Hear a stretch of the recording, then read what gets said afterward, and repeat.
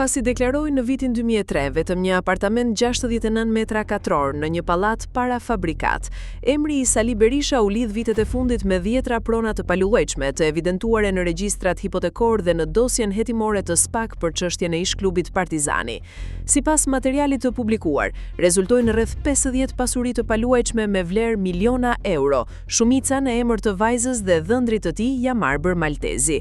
Berisha dhe Maltezi janë marrë të pandehur nga SPAK në akuzat për korrupsion dhe pastrim parash, ndërsa një pjesë e pronave janë sekuestruar gjatë hetimeve.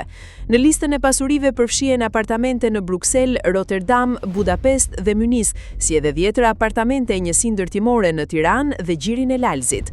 Vetëm apartamenti në Bruksel raportohet me vlerë 395.000 euro, ndërsa ai në Rotterdam rreth $360.000.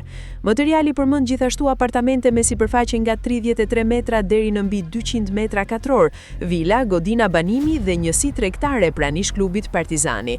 Sipas pretendimeve të autorit, bëhet fjalë vetëm për një pjesë të pasurisë së deklaruar, ndërsa dyshohet për prona të tjera të fshehura përmes emrave të tretë dhe investimeve në kompani koncesionare. Në artikull thuhet se pasuria e familjes Berisha është krijuar përmes ndikimit politik dhe përdorimit të pushtetit gjatë kohës që Berisha drejtonte qeverinë.